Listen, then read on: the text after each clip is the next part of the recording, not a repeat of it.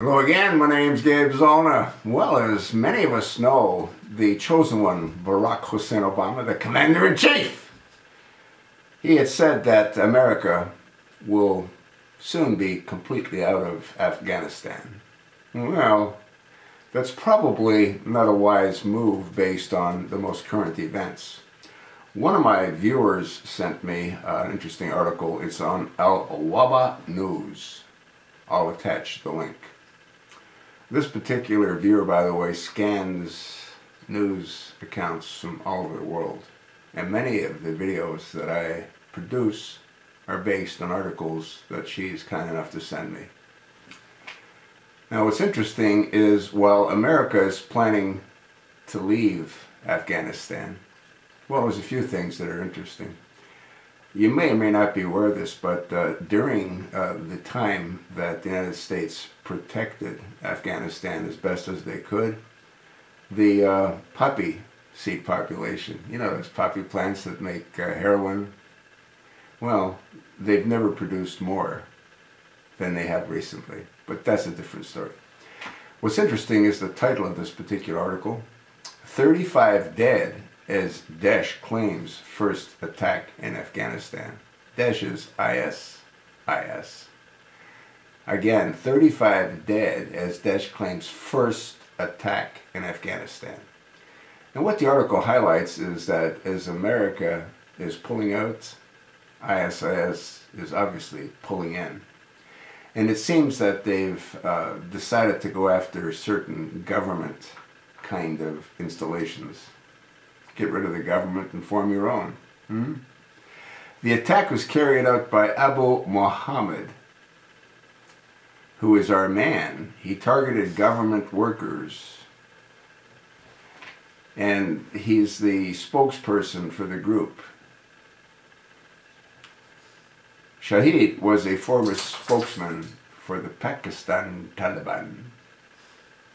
A further 115 people were injured in the attack, which saw a suicide bomber enter the crowded area of Jalalabad, the provincial capital of Nagarnar, and blow himself up, provincial police and health department officials said. 34 were killed and 115 were injured in today's attack, according to our latest figures. Can you sort of see what's happening? Huh? As America is leaving, Daesh is moving in. Now, can you imagine if you lost a child, a loved one, a husband, a wife, who fought in Afghanistan, to watch our military pull out and turn the country back to the savages that your loved ones died for? That's exactly what's happening. And that's exactly what will continue to happen as long as you've got the chosen one, Barack Hussein Obama, playing Commander-in-Chief.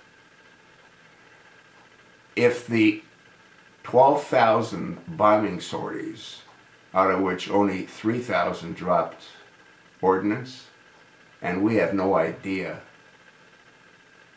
what was targeted with those 3,000 sorties that dropped ordnance.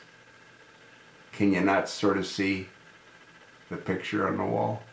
Do the pieces of the puzzle not show you that the chosen one is removing our military power, our military presence, to protect the people that he supports, the people that he's always supported?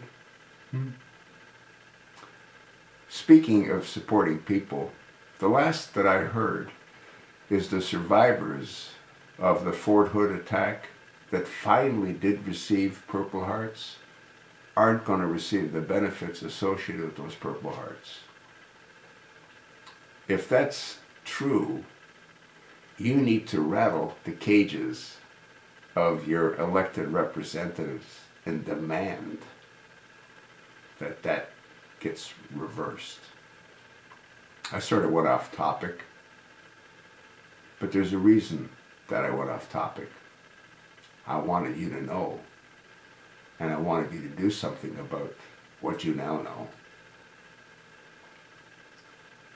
Can you imagine again having lost a child, a loved one, a daughter, a son, a mother, a wife, and seeing how this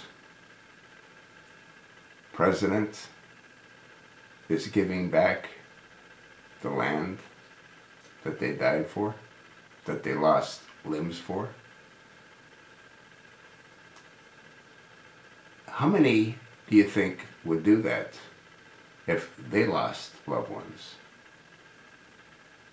I don't believe there's one congressional representative that lost a loved one in any conflict, at any time. Do as I say, not as I do. That seems to be their motto. Read the article. There's a lot of additional information that I think you'll find. We're going to hear a whole lot more about Daesh and about Afghanistan. And if you've watched my videos, I had said when the last soldier leaves Afghanistan, all hell will break loose. No different than what's going on in Iraq. You think not? You're not thinking.